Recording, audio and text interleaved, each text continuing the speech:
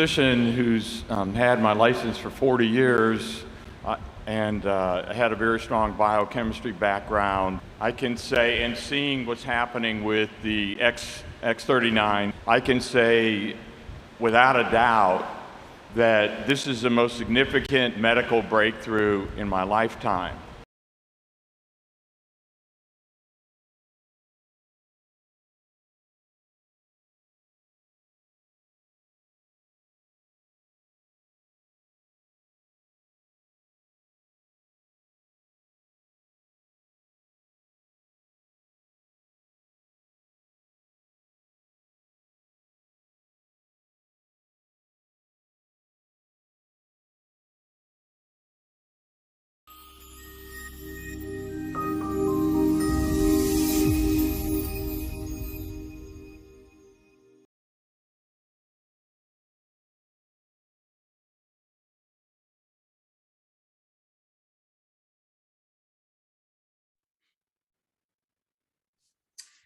Hi, everybody.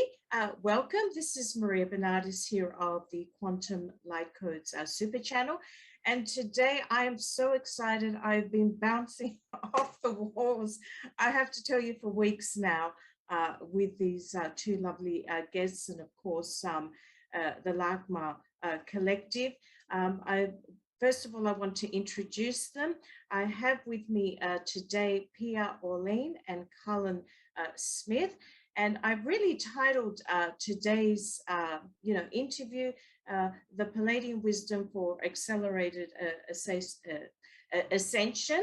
And really, I've named it in line with this beautiful book. But of course, this is the first one that I've read. I have to read the others, and I'll mention the others in a minute. But I'm just going to go through a brief kind of bio just so that you can really get to know Pia and Cullen. So Pia is a respected intuitive astrologer and author. She is a former practicing psychologist. Her specialties include the spirituality of conscious living and alternative healing. Today, she brings forth many voices, including my two favorite people, as everybody knows, because I've done many videos on them, Great Mother Mary and Mary Magdalene, and the voice of the Divine Feminine, titled The Voice, as well as joining Cullen in bringing forth LACMA's wisdom, which in a minute you'll find out what that is. Pia provides Pleiadean Earth energy astrological charts, intuitive readings, and alternative health consultations to clients worldwide. Cullen is an empathic, intuitive, and visionary with extraordinary healing abilities. Cullen has participated with non-ordinary states of reality with interstellar beings and Pan's kingdom since early childhood. Cullen began using energy to support the healing of others when he was 4 years old. Extraordinary. Preceding the magical Feethorn Gardens in Scotland, by a decade, he created a magical Findhorn-like garden with the cooperation of the Devic Kingdom in his own backyard at the age of 7. Cullen has focused his life on assisting the evolutionary movement towards all unity. So when LACMA began communicating messages of love to Cullen and Pia, they were simultaneously, of course, stunned and excited, as I would be. So what is LACMA? LACMA is a loving group of Pleiadians who are dedicated to the evolution of humanity. They refer to themselves as one of six and six of one.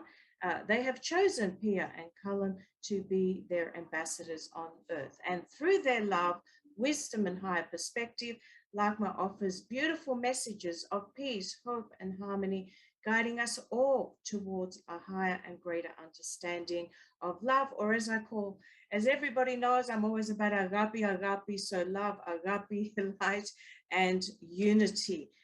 So what basically this collective does is, Pia and Cullen join hands, which is just so beautiful. And this is how they access LACMA's, wisdom and jointly the actual library of wisdom. And they begin to speak to both you know, Pierre and Cullen, but Pierre is, you know, because you can't have both people speaking at the same time, it'd be confusing. Pierre brings the voice out. And this was the beautiful thing. It resonates with a musical Pleiadean tone. I can't wait till we're speaking that language. Now, their books include not just the one that I'm about to again show everybody, Conversations with Lakma, Remembering Who We Are, which is so important because I get this question from you all the time. Who am I? Well, here's a book, guys. Pleiadean Manual for Accelerated Evolution and Ascension. Okay, here it is. Okay, so that's the one I've just read. Exit Plan and Other Short Stories. Pleiadean Earth Energy Astrology, Charting the Spirit, the Spirals of Consciousness. Sacred Retreat, Using Natural Cycles to Recharge Your Life, and an amazing calendar that I'm actually going to purchase, which is basically the Pleiadean Earth Energy 2022. And as they say in their book, which is really interesting, I'm just going to read a paragraph. The calendar helps us to let go of linear time, which is all 3D concepts, and to experience the now moment in liquid time, to focus on energy rather than time. And as I keep saying to everybody, energy, energia, an ancient Greek word, which is all about where we're moving. And as I keep saying to everybody, time is an illusion. Everything is energy, frequency, vibration. So on that note, welcome, Pierre and Cullen. Thank you. Thank you, Maria. We're very, very happy to be here to have a wonderful conversation with you. Oh, so am I. I've been bouncing, as everybody has probably gathered, just like a little child, you know, waiting to go into the lolly shop. That's how I've been feeling, you know, with today. And, you know, reading this book, just as a side note, and it will set the scene. When I was reading this book, I was actually having tears of joy because everything you have in here, but of course I've learned a lot of things as well, so I didn't know everything in here, I have to be honest, is what I have been teaching people and empowering them with these tools. But there's more in here, of course, guys, so you still need to read this. What the ancient Greeks were preaching, and everything centered around agape, love. So my books center around love that I have written, and also a workshop that I've written is about the concept of agape. How do we move to agape through mind, body, and spirit? So thank you, thank you, thank you. So just as a thing. So, you know, I haven't done you guys justice with the bio because there's so much more there, but I just wanted to ask you, was there anything else you wanted to add to that introduction that perhaps I missed out that's important that people should be aware of? I think you did everything perfectly. I think it was a very wonderful, very complete introduction. So no, I think what you did was perfect. Oh, thank you, thank you. All credit to Creator. I take no credit, I'm just the vehicle. So the first thing I just wanted to start with, just as a general thing to leave the floor open. So just to let everybody know, we're going to have a general discussion here with Pierre and Cullen. A lot of it is based on this book. And of course, it crosses across the other books. It's not just this. And then we're going to invite the beautiful Lakma collective to come in to ask them to answer some of the questions that you have been coming to me with. Okay, so just to set the scene. So just the first question, and again, we're going to go with the energy, so it can take us to other directions, and that's okay. You know, this is not setting concrete, this is just guidelines.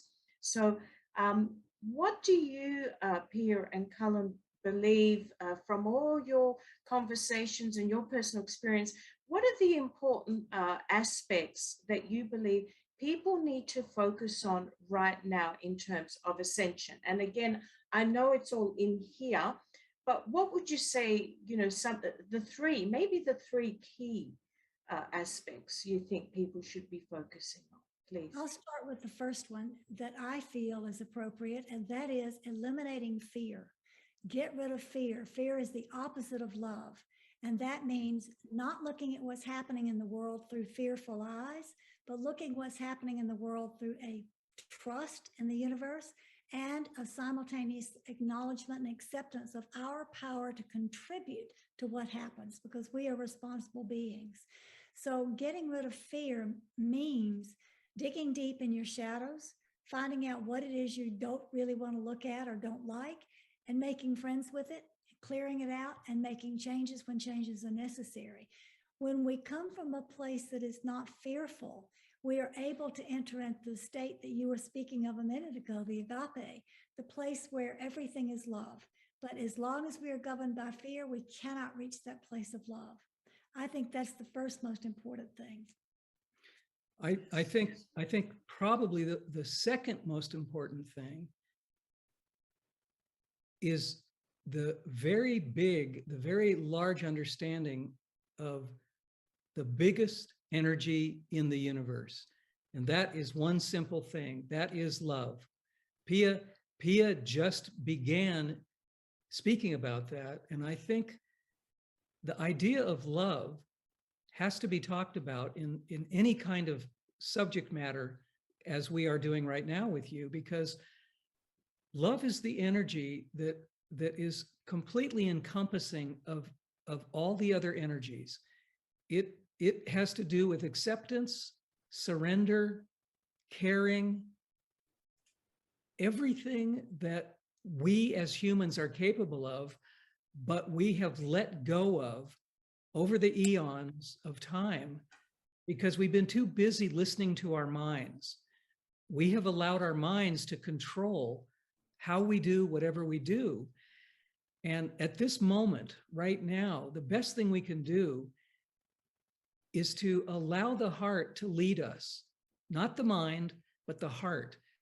The heart has all the wisdom, the heart has all the information that we need to successfully live our lives in the best and highest possible way we can. So I think the second part of this idea is, if we let the love of the heart and the wisdom of the heart guide us, we will make better decisions. We will make better choices. And those decisions and those choices will be for the highest good of all.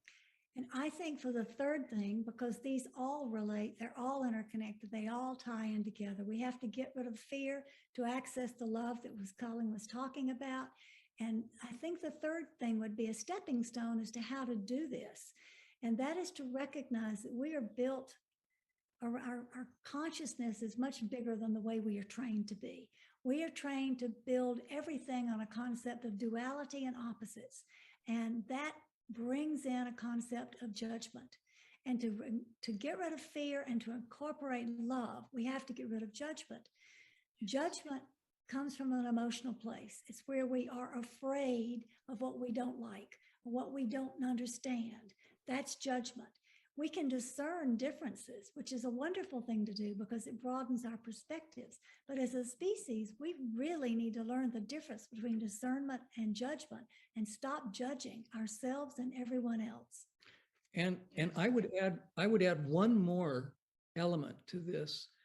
I would take this trilogy that we've just talked about and add the idea or the term trust. Trust is incredibly important at this time because people are confused, people are frightened, people are, for the most part, completely bewildered about how their lives have changed so dramatically in the past several years. And I think we have to trust that we're going to get through this, and we are going to get through this together. We are going to allow our consciousness to lead us and to get us to the place where we create the best possible world that we can create. And because we are great creators, because we are great manifestors, trust is part of that other three elements. And so by bringing up four of these ideas, we see that as a foundation. Four elements create a very, very strong foundation. And if we work through our hearts, through that foundational understanding, we're going to create absolutely what we want, what we need, and it will absolutely be for the highest good of all. Amen. Amen. Amen. Music to my ears. And it's really interesting because what you have just relayed so eloquently and beautifully leads on to the next question that I had. So it's all flowing in any case, which was consciousness. One of the things that I do, impart to people and try to empower them to do is to live, to work towards lifting their consciousness. And I call it the way that I express it is I say to everybody, very important that you work to go towards Q consciousness, Q meaning source consciousness, Q consciousness meaning the 17th level of, oh my God, I forgot the Hawkins scale. Because Creator God said to me, Maria, that is the consciousness that people need to work towards, which was the consciousness of Mary Magdalene, which was the consciousness of Christ, so that it can activate, which is the consciousness also required to fully activate all the quantum devices that are coming, such as quantum celestial chambers, Q phones, and so on. So what I wanted to put to you is, and I guess you've touched on it, but maybe there's more you'd like to add. How important is consciousness in terms of now and for where we're moving towards the new earth? Well, there's no difference in now and moving towards the new earth, because the only moment we have is now, and everything is based on this now. And consciousness is everything. Consciousness is, in my opinion, the awareness of love, that we are love, that we are sharing love with others. The higher the consciousness goes, the more the frequency is resonating with love. The lower the consciousness sinks, the more the frequency resonates with fear. So consciousness is everything. There are two very important fundamental ideas that Larkma, our Pleiadean colleagues and friends, bring to humanity. It's something they talk about whenever they're speaking publicly. It's a very, very simple strategy. It has to do with two concepts. The first concept is the Sanskrit word ahimsa, which means do no harm to any being. Absolutely no harm to any being. That is something we can all use in our lives. It's extremely important. The second element is a Mayan word, and that word is in Lakesh. And in Lakesh means simply, I am another yourself. It's a very, very simple concept. Whatever I do to myself, I do to you. Whatever I do to you, I do to myself. So in Lakesh is an amazing idea that we are all connected and we are all the same. So if we use those two conscious ideas or elements, ahimsa and in Lakesh, we're using consciousness at its absolutely highest vibration, its absolutely highest way of relating to everything, human to human, human to animal, human to trees, human to water, human to interstellar beings. Those ideas allow us, as Pia said, to have no judgment about the differences between us, encompassing all of the wonderful different parts of all of us who constitute a much greater whole. Amen. Amen. Amen. Sorry, Pia, did you want to add something to that? Oh. Only that I completely agree. Yes, that's beautiful. And when you were saying those words, the ancient Greek golden rule came to my mind, and then Bible verses came to my mind. It's all there. It's, do unto others as you do unto yourself.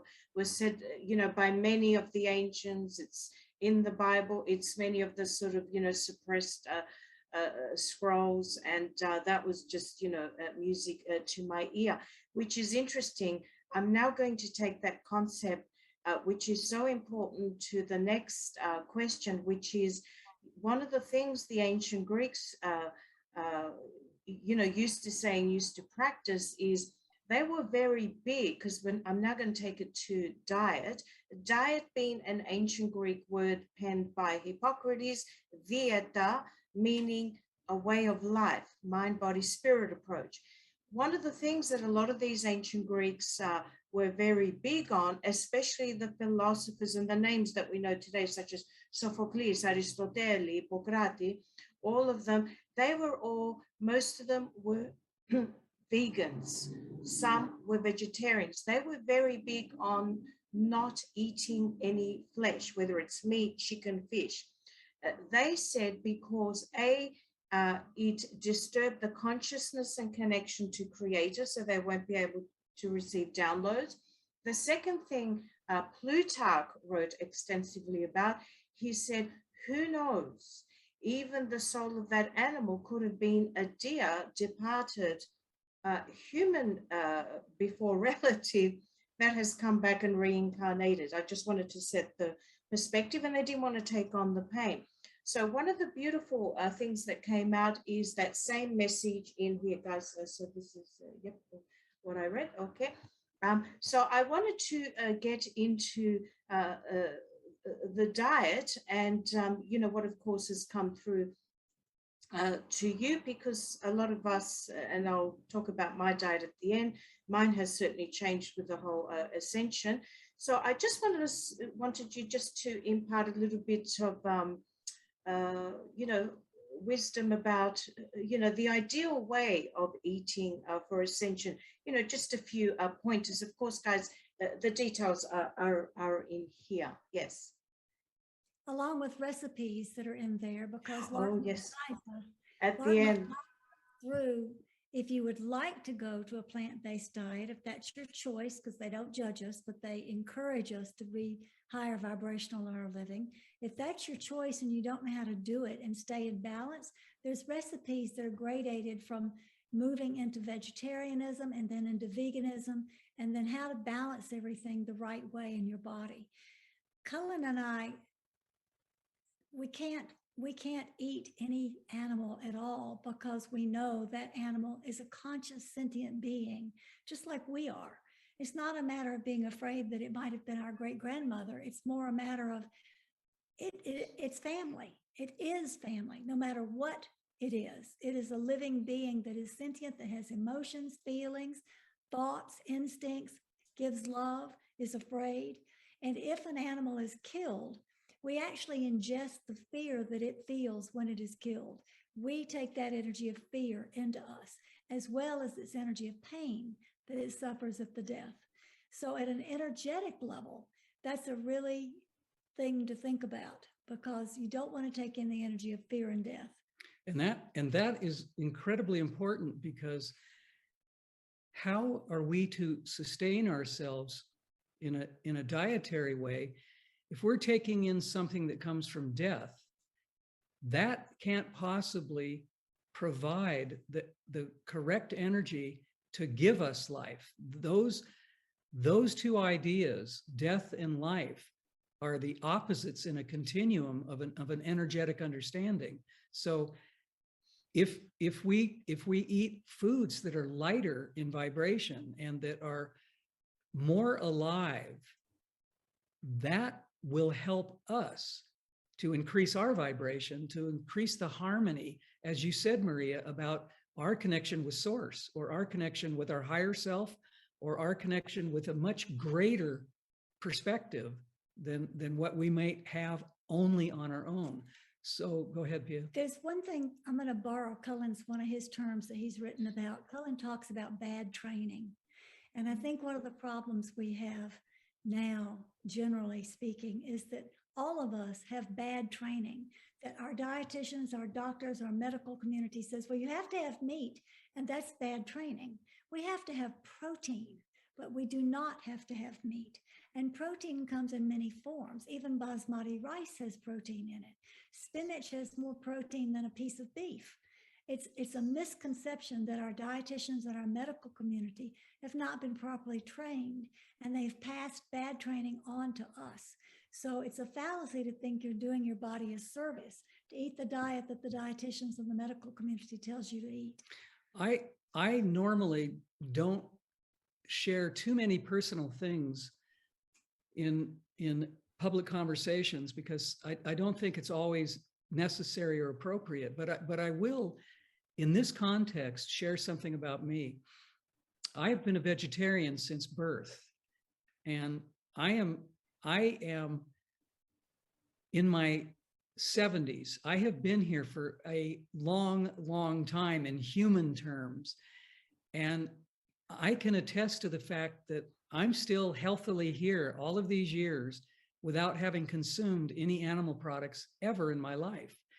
And when I was a young person, people warned me, you won't be healthy if you don't eat meat. You won't survive to a very long lifestyle or age if you don't eat meat. And I looked at everybody that gave me these pieces of advice and said, I think I'm doing okay. I think I'm going to be exactly where I need to be and be healthy. And if someone looks at how old I am at this point, I certainly have made that promise that I'm still here, I'm still healthy, and alternative diets simply do work. So if people realize that they can change their diet without getting out of balance, if they can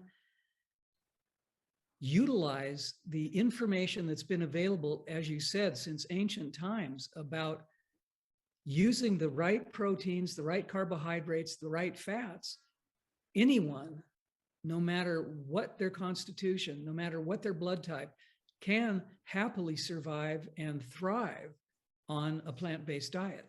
One of the problems, Maria, that we hear a lot of time in our consultations is people saying, well, I tried to go vegetarian or vegan, but I was hungry all the time. And generally the culprit for that hunger is the fact that they're not getting enough healthy fats in their diet. They need olive oil, they need coconut oil, they need avocados. These are things that the body thrives on. And if you have an ample amount of those oils, you don't gain weight, you gain balance. It's amazing. The brain really runs on fat. People think that protein is the driver for how the brain most successfully works. That is part of the bad training that we've been given. Fat is what the brain wants. And coconut oil is probably the brain's favorite food. Olive oil is wonderful. Pia and I ingest an amazing amount of olive oil every single day. People are amazed at how many bottles of olive oil we go through a week. I mean, we put olive oil on everything. And so olive oil, coconut oil, and either avocado oil or fresh avocados really drive what the brain needs.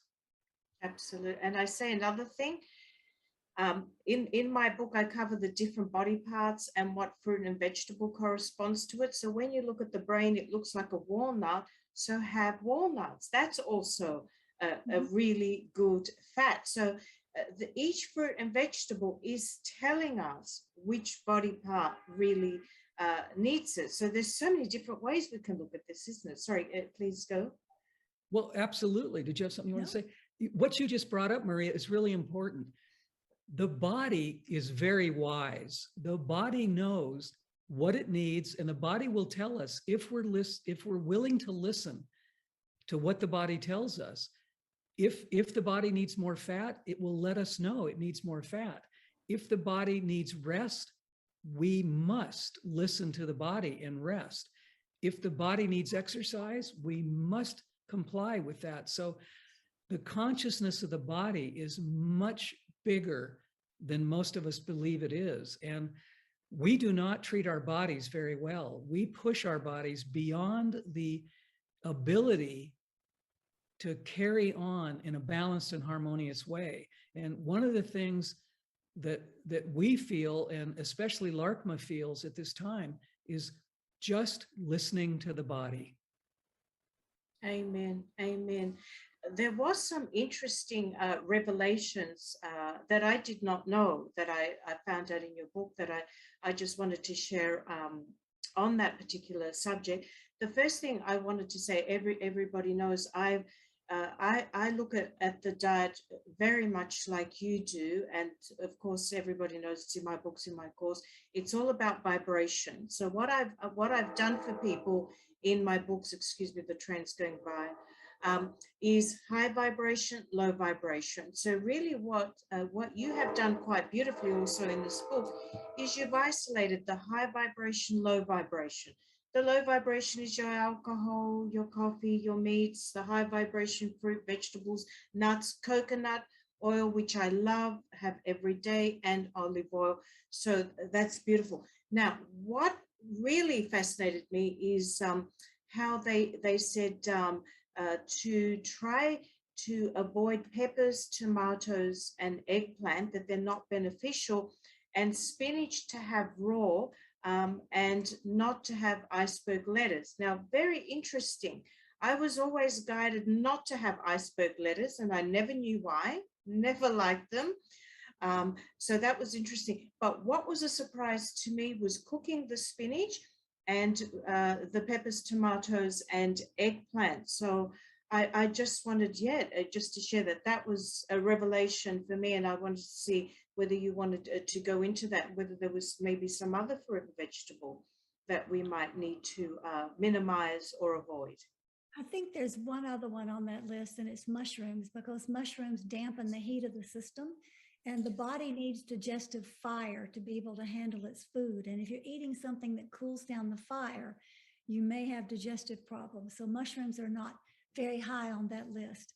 And Cullen can talk about spinach and the enzymes with spinach, but the three other vegetables that you mentioned, the peppers, the tomatoes, the eggplant, these are called nightshades, and nightshades cause the joints to swell.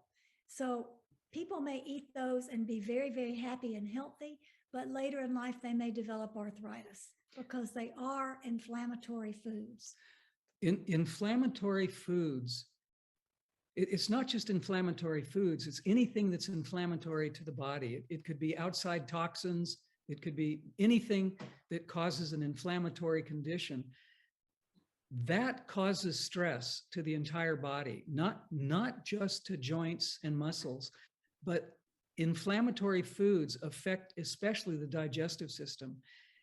If our digestive system isn't working properly, if it isn't utilizing the good nutrients that we're taking in, that will cause a deterioration of the entire bodily system, because the digestive system has to be balanced. And if it's out of balance, it's not going to do what it's designed to do, to take all of the essential elements that we need to help all parts of our body. So inflammatory anything, but especially food, is the opposite of what we need, because it simply stresses the entire body. Your understanding of iceberg lettuce is really interesting to us, because iceberg lettuce has an enzyme in it that is not digestible by the human body.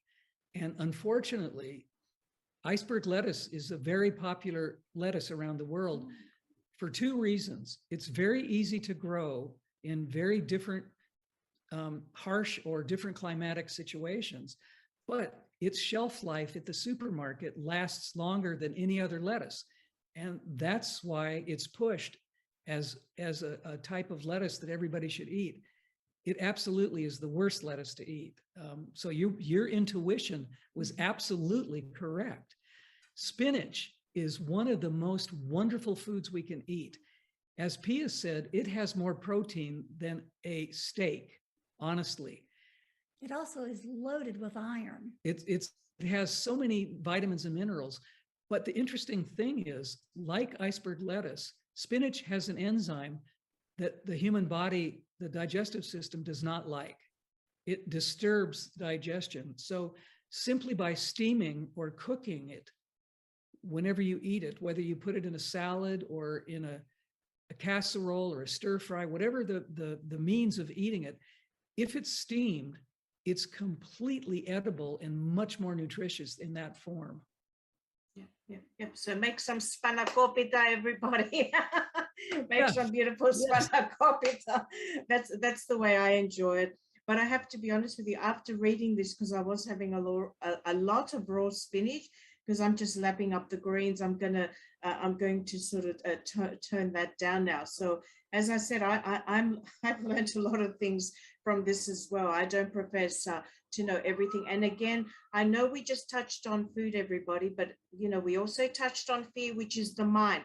So we're talking about a high vibration or an agape vibration of mind, body, and spirit. Okay, Ascension requires all three, not just what you eat. I just wanted to say that. So it's all about the vibration. So yeah, so that's excellent. So again, everybody, you'll find a lot more wisdom about what to eat. It covers everything, including having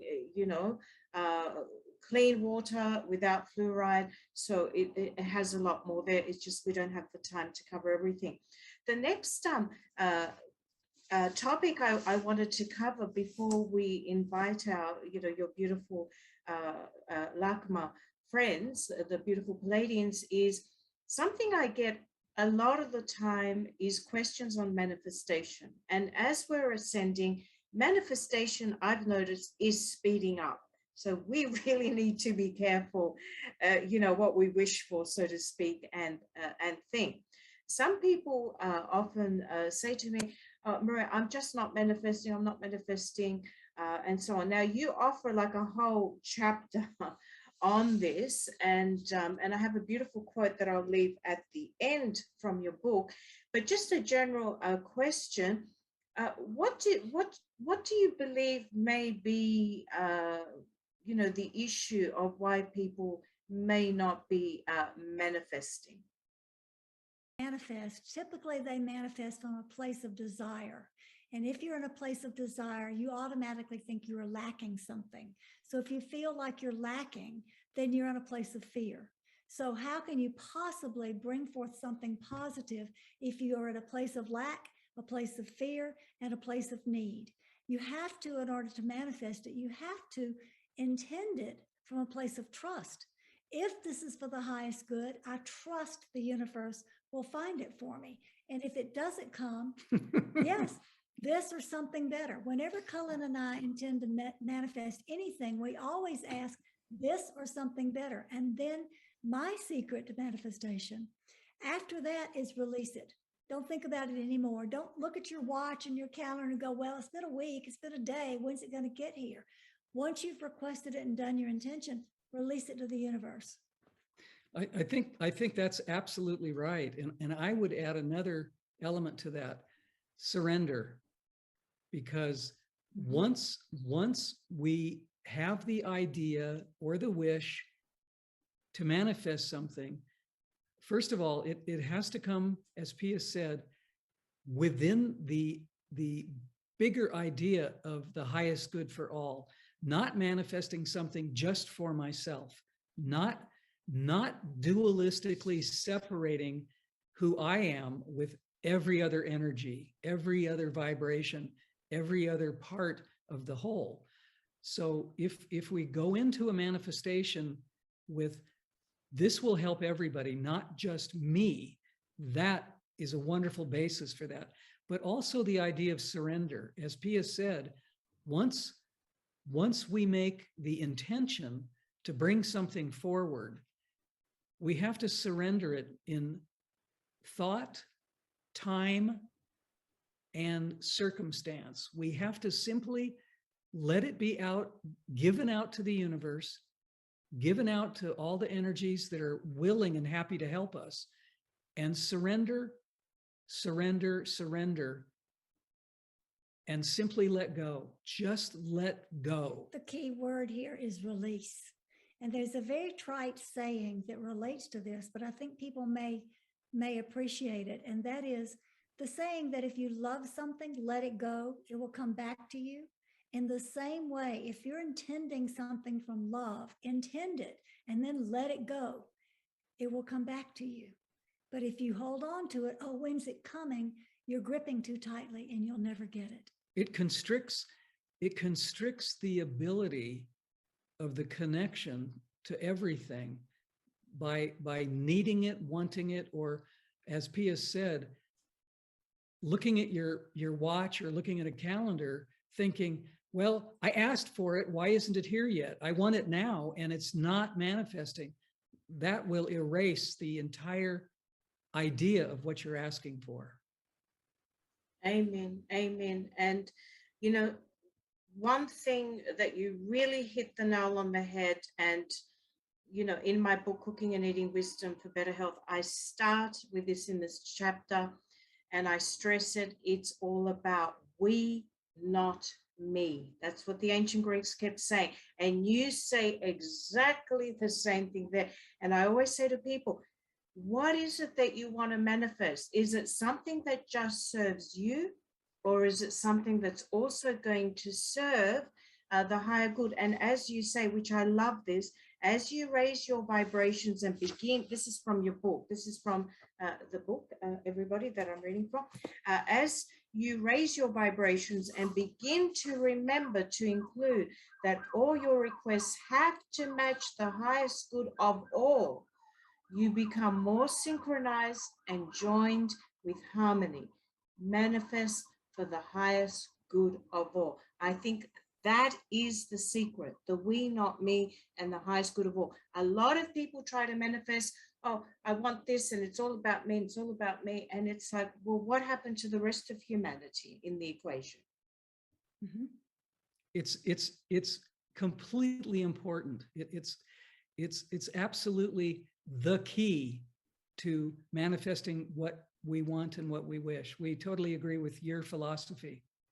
Yes, thank you, which is, you know, your philosophy. And you know, it's not just my philosophy and your philosophy and the Pleiadean philosophy, it's the ancient Greek philosophy. And then when I read these suppressed scrolls and books of Christ's teachings and other people's teachings that, you know, people have to dig for, it's all in there as well. So it's like, it's been said so many times over and over. But again, it's been bad training and sort of the cabal telling us, you know, differently, you know, for their self-serving purposes. So now what I wanted to do, if it was okay with you, is I wanted to call in the beautiful Pleiadean, you know, Lakma collective.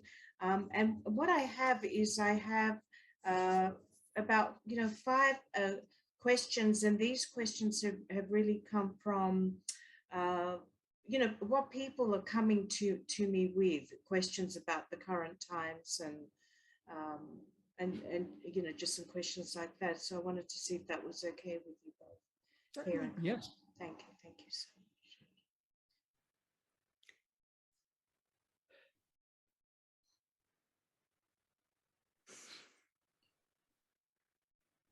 Hello, dear one. We are Larkma. Please give us your heart song. We mean your first name in your own voice.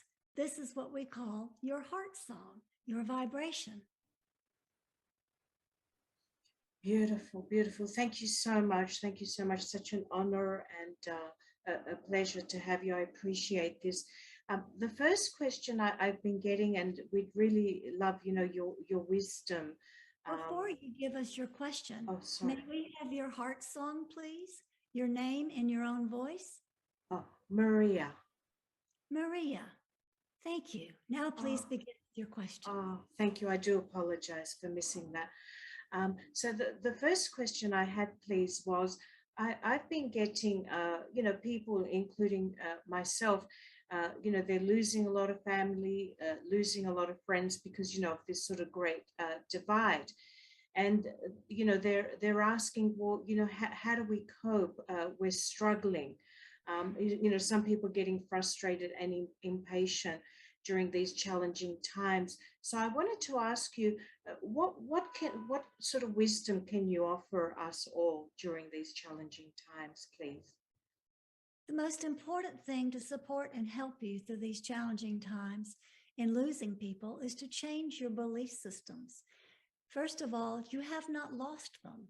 They continue. They are just not with you present. If you can view them as having gone on a different stage of their adventure, rather than feeling it as your personal loss, the suffering is lessened greatly. Yes, you miss them. Of course, you will grieve their absence. That is a natural and loving thing to do. But once you have moved past your grief, focus upon the fact that they are elsewhere on another stage of their own journey through their own evolutionary choices. And you are on your journey where you are because of your evolutionary journey choices. All humans will ultimately arrive at the same place. This is another comforting thing for people to remember. However, some choose to get there more quickly than others. Those who are departing now will be held in a safe place that we call the golden trough of light. They will be held in light until the next opportunity to reincarnate into form, to continue their lessons of learning. If you are still here, you have chosen a different path, and you will be following your own choices for your own timing of when you leave. Oh, thank you so much. That's beautiful. So with those people that are getting, some people are getting sort of really frustrated. Oh, things are not happening quickly, quickly enough to move into the new earth. What wisdom would you offer offer us for that, please? The first thing I would say is put down your smartphones, get rid of them. They are interfering with the waves of energy on your planet. They are harmful to your health. But people are addicted to their toys. They feel like if they do not have their phone, they cannot connect. You are not intended to connect through those technological devices. You are intended to connect through your heart energy and telepathically through what we call your first sense. When you realize that you have become addicted to technology and rely upon it for everything, rather than using it as a tool to support your own needs, that will help you evolve, having that realization.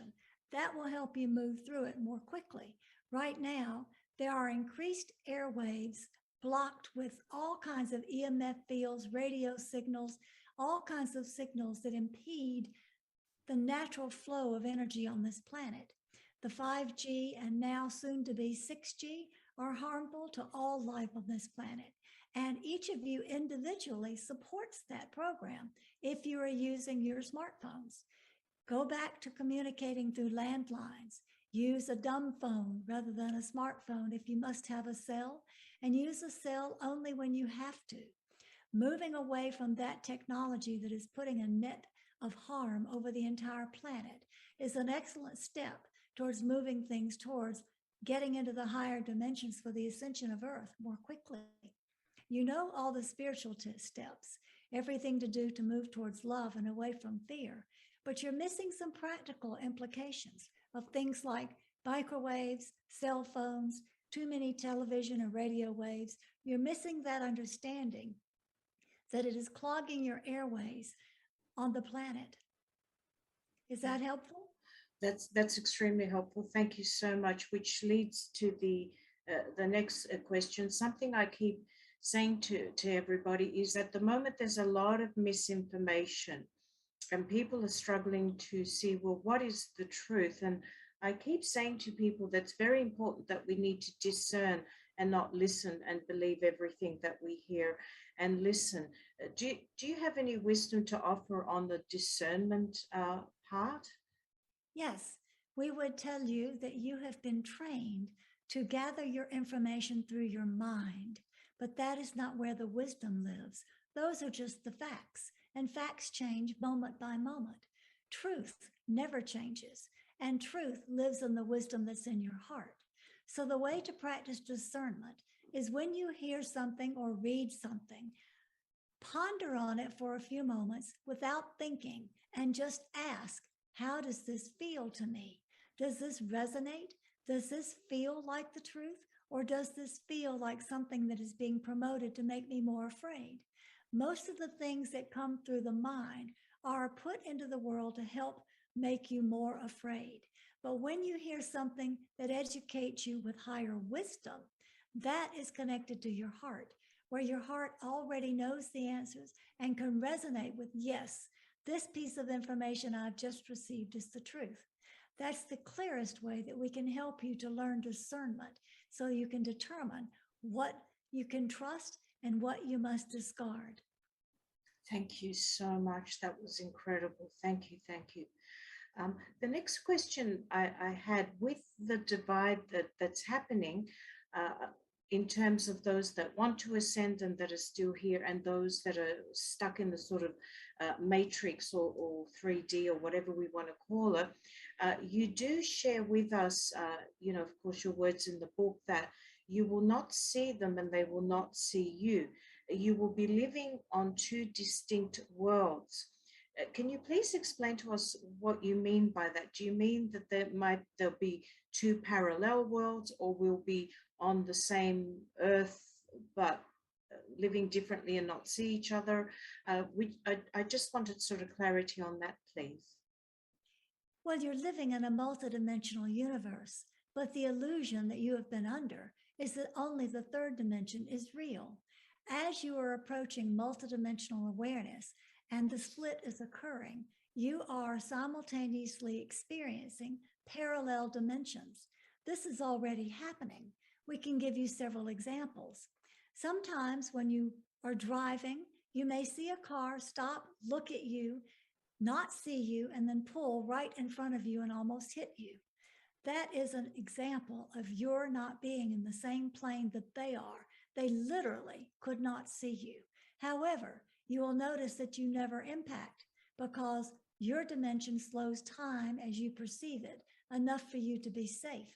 You have to react and you have to use your own awareness, but nevertheless, you will not impact because they did not see you.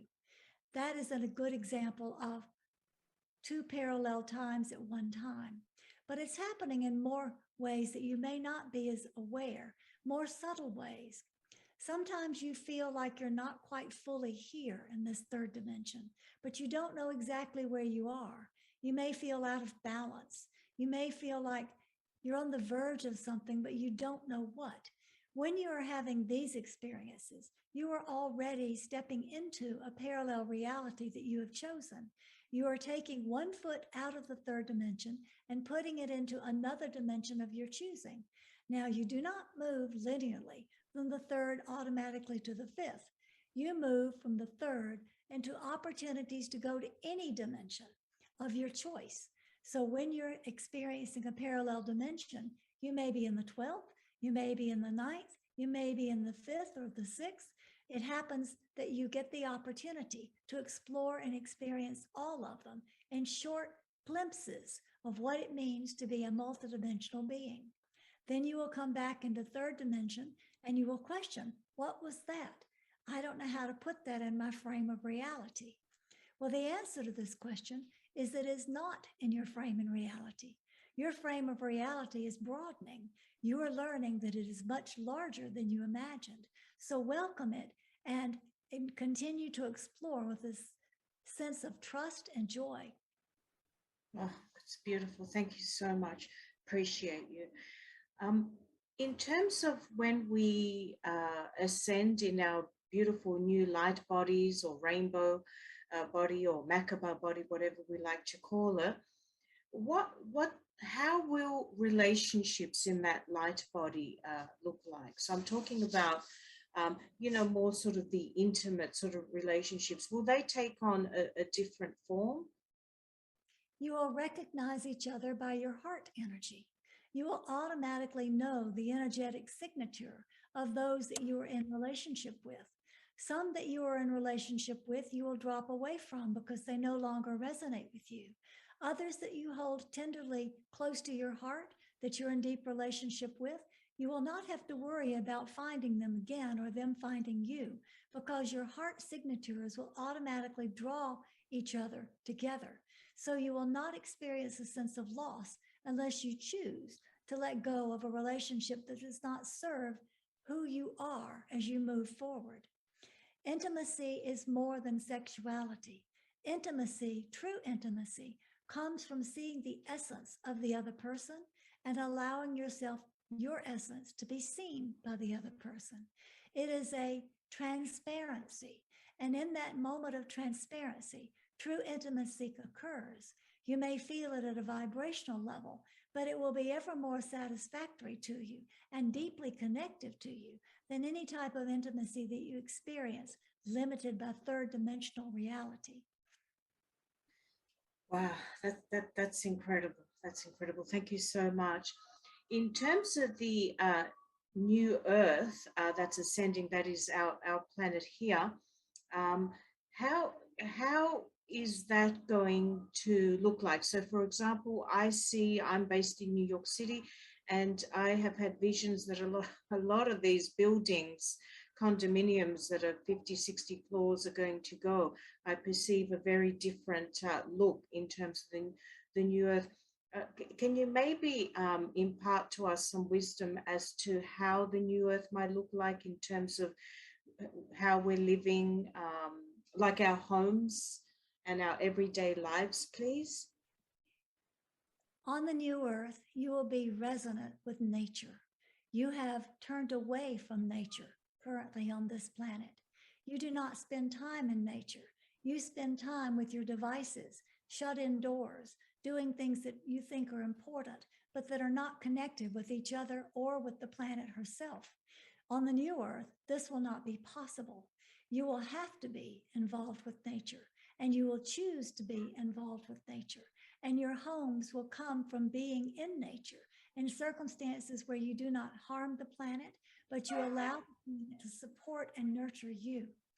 You will have to discover these options rather than trying to think about them at a mental plane. You'll have to discover them experientially, how you will relate. But everything will be based on nature, relationship, connectivity, harmony, and peace. This is what the Earth is moving towards. There are some species that have already left the Earth plane and are already in the etheric form, waiting for the Earth's ascension process. And this is what is going to happen. As the Earth ascends into the new frequency, and the old frequency is no longer available, you will not even remember what you have left behind because you will be so ecstatic to be in what is before you now. Thank you so much. I wanted to thank you for the wonderful technology that's coming, such as the celestial chambers for healing. I wanted to ask, what are some of the other wonderful, technologies, quantum technologies that we can expect to enjoy and see in the ascended new Earth, please?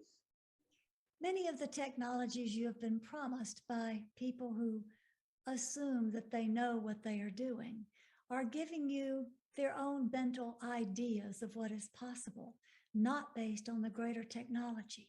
Your technology here on this planet is archaic. You think it is cutting edge and that it is really leading you in the right direction, but it is not. Your technology here is separating you from the higher truth and the greater connection to yourselves and each other. The new technologies will not at all be like what you have told or what you imagine. It is challenging for us to explain them to you because you are not in a place where you can grasp the concepts. You view everything in terms of third dimensional viewing, such as med beds that people are talking about, sort of like Star Trek medicine. It's not here yet. It's not something that is coming until you change the direction away from the technology that is harming you. Until you let go of the technology that is harming you, you cannot create the technology that will be beneficial for you. It is diametrical. It is opposite to the direction you are going. We will give you one example, however. As Pleiadians living near the Pleiadean star system to be here at Earth, to help you and support you, we can travel energetically on our own, or we can travel in our ships. Our ships are composed entirely of light. You cannot see them in your normal third dimensional perspective, but you can see the light when they are in the sky. In the same way, the technologies that will come to you will come from light. They will not come from the things that you base your technology on now. So when you think of future technology, think of light and sound. These will be the frequencies that support you in positive ways. That's beautiful. Thank you. Thank you so much. Thank you so much. Now on to, so I've just got two more questions. One I had is, what do the Pleiadians enjoy to do for fun? Helping humanity to evolve.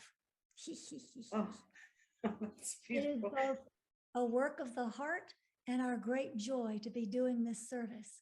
We have been through an evolutionary process on our own, and we can think of nothing more rewarding or more joyful than helping another species reach the planes of attainment of higher consciousness, which we are trying to help you reach. We are here to empower you to remember who you are, not to do it for you, not even to show you the way, but to help you remember who you are and to reawaken you to the powers of choice that you carry within you. Thank you. Thank you so much. Thank you.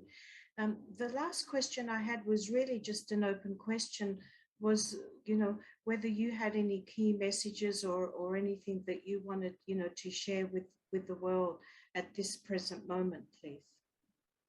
One thing that we like to tell people when we speak to humanity is, don't believe us. Belief is an idea that you hold in your head. And we're trying to train you not to listen to others outside of you to find the truth. Listen to their perspectives, but do not automatically believe them, whether it is us or another source. So we say with all love, don't believe us, trust in your own hearts. If you find what we share resonates with your heart and makes you feel glad and you feel joy, then you are in alignment with truth. But trust what your heart tells you, not what we or any other source may tell you through what you hear in your head. Thank you. Thank you so much. Thank you. So I just wanted to say that's all I had. That's beautiful. Thank you so much for coming through, Pierre and Cullen. Thank you so much. I thank you. I love you and I honor you. Thank you. Thank you for the opportunity to share this conversation with you, Maria, and with those you are sharing this conversation. We appreciate the work that you are doing with the world and with humanity, and the own work you do within yourself. As each of you does your own inner work, you automatically help everyone else. Every time you raise your vibration helps to raise others' vibrations. We love you. Good always. Love you too. Thank you. Thank you. Thank you. Thank you. Thank you for that.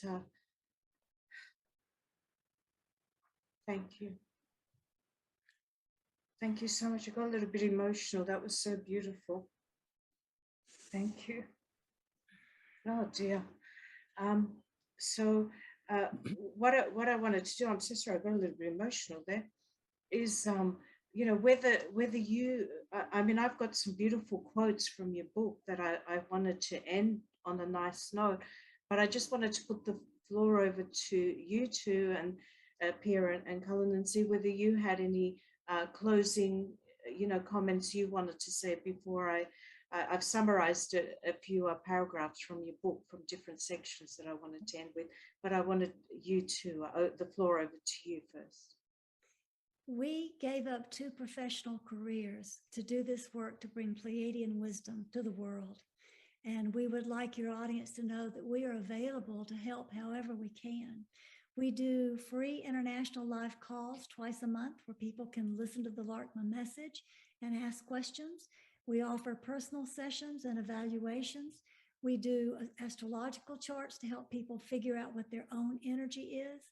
And then there's, of course, the books if you'd like to read to gain wisdom. The trilogy that you mentioned, the other books that you mentioned that go along with the trilogy. We are here to help you because we are operating out of love. You've done a wonderful, wonderful interview with us. We greatly appreciate the way you've asked your questions and opened your heart to allow us to have this communication.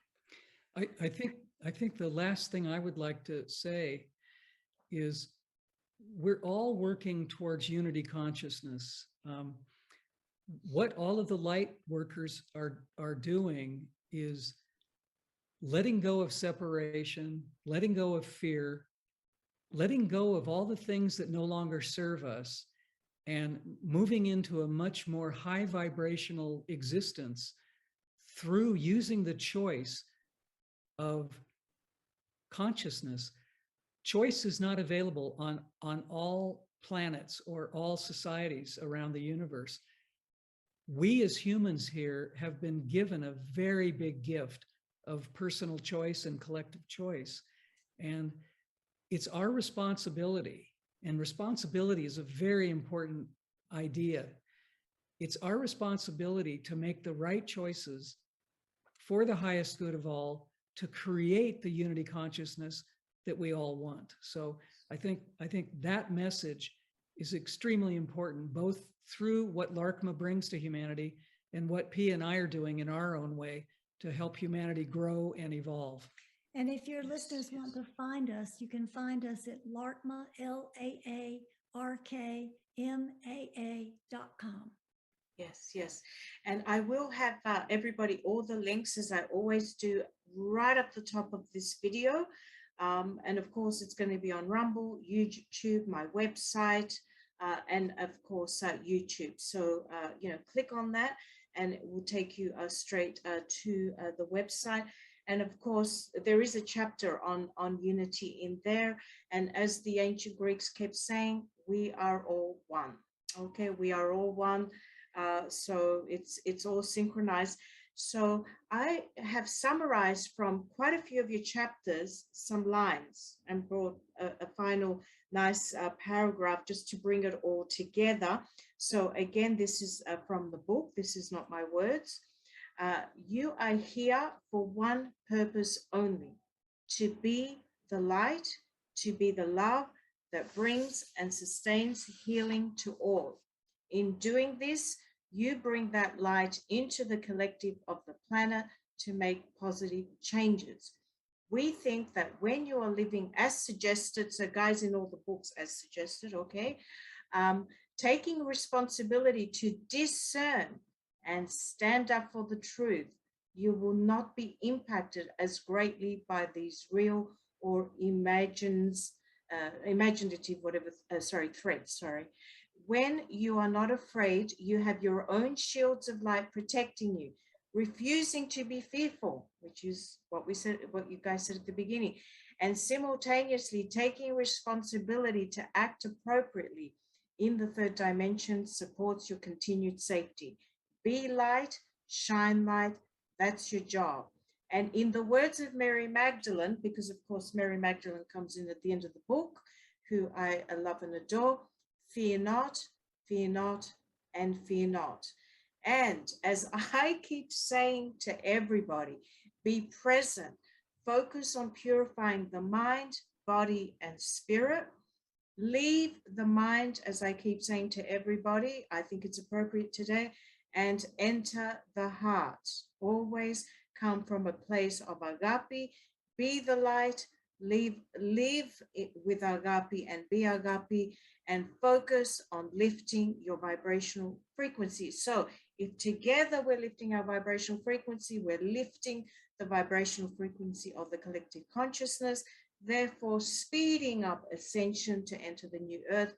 And yesterday, these words were guided by the Creator, and they were, they must not park, they must bark. Okay, so it's also important to be vocal. Would you agree with me, Pierre and Carla? Yes. Absolutely. Yeah, that came clear. Creator said to me that I had to say today to everybody on the end note, don't park, bark. Okay, so very important, because a lot of people are remaining quiet and thinking, everything is going to happen, but we also need to do our part. And again, this is one of the books. There are many, and this comes out very clear about being vocal as well. So again, please like, subscribe, and share. I will have all the links in the description. Please follow those. And please, I urge you to purchase. These books are amazing. And the calendar. And on that note, Pierre and Carla, I don't know if you have anything to say, but I certainly want to say thank you. It has been an honor. It has been a pleasure.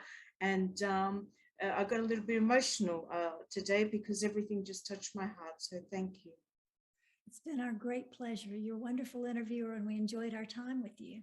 Thank you. Thank you for who you are and what you're doing to help humanity grow and evolve. Thank you. Thank you to you too. You're doing an extraordinary job. Thank you, and God bless.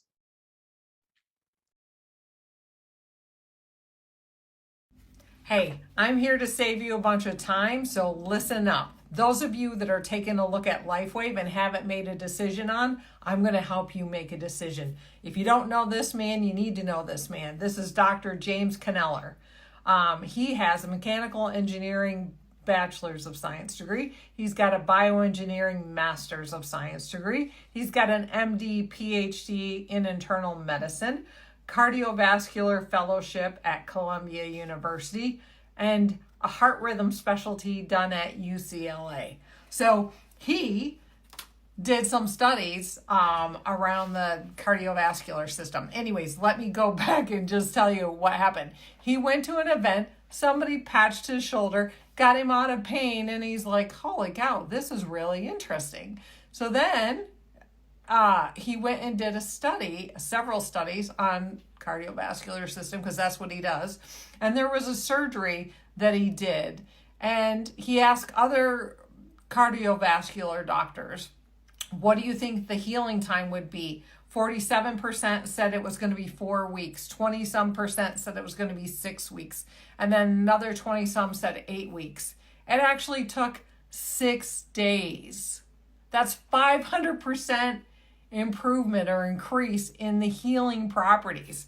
So if I'm going to have heart surgery, I don't want to be laid up for 8 weeks. I don't even want to be laid up for 4 weeks. If I can get that stuff done in 6 days, then sign me up. So we all know that LifeWave does a lot more than just on your heart. We've seen the changes. We've seen the life-changing testimonials. Anyway, I forgot to tell you, he says a couple of studies. Anyways, so when he did these studies, he was invited by the American Heart Association to come and speak to them in Chicago, because they're like, what is going on? You're not using medicine. You're not using stuff people have to swallow. You're not injecting anything. What is happening? So he did another study. It says phototherapy to stimulate carnosine activity and enhance global heart function. Something to increase global heart function. This is a promising adjunctive therapy for congestive heart failure. An empowered life has no expiration date. We're all created to do incredible things, like conquer summits, catch big waves, and live our passions. As time goes on, our bodies begin to show signs that things just aren't as they used to be. Our energy levels decline, sleep patterns shift, and recovery slows. But our bodies are masterpieces of design, holding the potential to bounce back better than ever. With X39, we achieved something remarkable in the field of wellness and regenerative science that others could not. By utilizing LifeWave's unique patented technology, X39 uses light to elevate GHKCU, a copper peptide known to support overall health and wellness. Unlike traditional light therapy, which requires external light sources, X39 uses the body's own infrared light to naturally increase vitality, enhancing the body's flow of natural energy for improvements in strength, stamina, performance, and overall health and well-being, with the simplicity of an affordable, non-invasive, non-transdermal patch. As we age, levels of these life-enhancing elements, which are associated with wellness and longevity, begin to decline. LifeWave invested 10 years into stem cell research, which resulted in over 70 patents. X39 was born to bring to the public a product that could support wellness in an entirely new way, supporting the production of younger, healthier cells with wearable light technology. Becoming a powerhouse is easier than you think. Harness your body's natural potential to maintain youthful energy and vitality, because life comes at you fast. but it doesn't have to pass you by. Live long, live well, live young. Be the light with LifeWave X39. LifeWave.